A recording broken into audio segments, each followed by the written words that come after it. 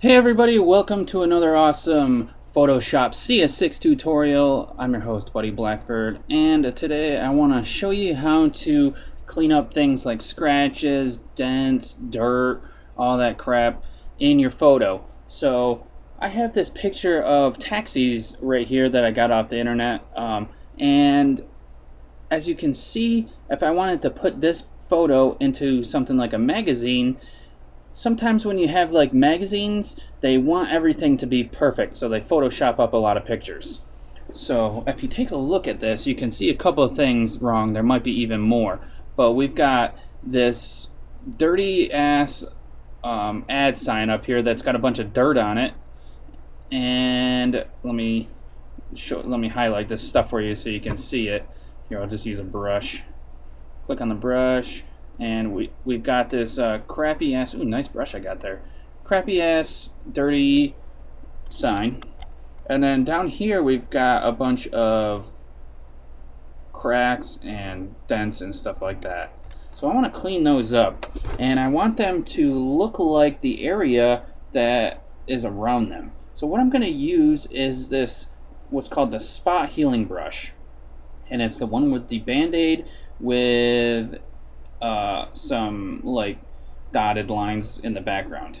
So that's a spot healing brush, and the settings you want to have on for right now are content aware, and this will sample what's around your image to fill in the area that you want to remove.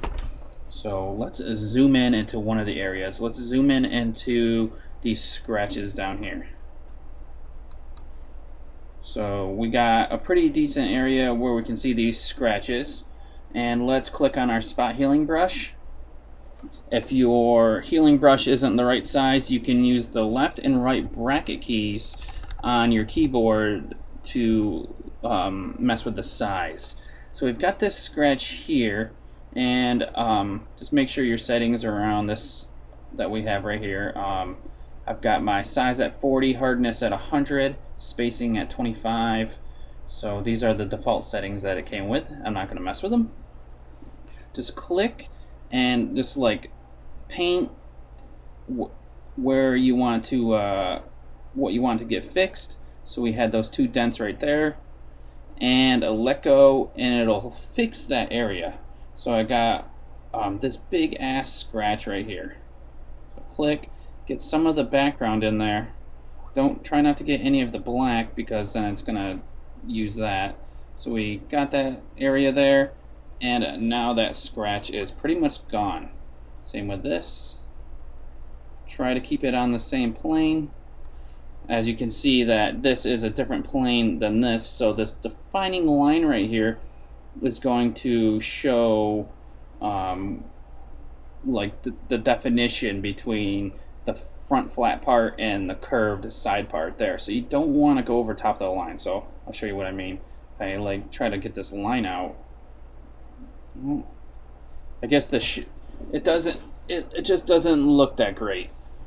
You've got the shadows here that define the edges, but the line defines it more. And it looks like this this taxi has been hit like in this area before. The taxi driver hits something, because it looks like he's pretty dented here. He's got a bunch of repairs that have gone on. So let's try and see if we can repair anything else.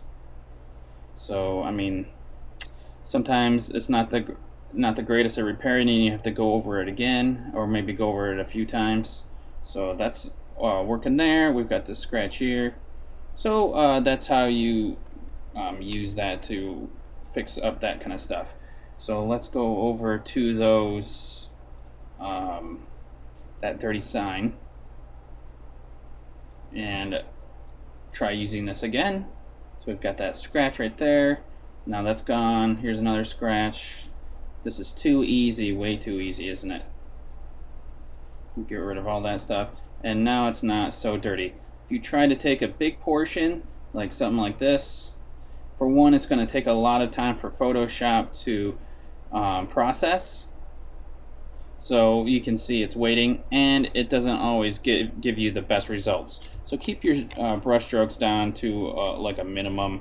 Just keep them small and compact it. Just get what you need to. Don't try to do everything all at once. Now if you try to, like, let's go to a different thing here. We've got this beach thing here. And if I want to try to remove this and just have no lifeguard here and just have a beach, let's try that real quick and you can see what happens. So I'm going to increase my brush size. So I'm going to try to get everything here to take this completely out. So I got to get into the sand a little bit, get that trash can out of there, and got to get that shadow out of there. Oh, I left a part in the middle. Damn it. So it's going to compute now. It's going to be all effed up because I left this in the middle. So I'll pause this and let this do its thing. So I canceled it, and let me redo this. Get all this stuff real quick, and I won't forget anything in the middle this time. Come on. And there we go. Looks like I didn't forget anything. Now I'll let go and it's gonna compute, and then I'll pause this again, and when it's done I'll let you guys see what it does.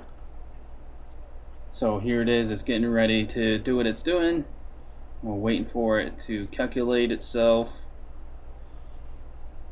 And I thought it was going to be done once it hits the end bar, but Photoshop is this. Sometimes when you do huge areas like this and this picture has a lot of pixels in it, so as you can see, we didn't get the best removal on this because it's a huge set and it doesn't always work on huge things unless it's like a constant background. So if there was no sand and no water and it was just this constant sky, then it might work. But it did a pretty decent job of removing it. Not great, however, because we can obviously see stuff that we don't want. So I wanted to show you another way that we can use this.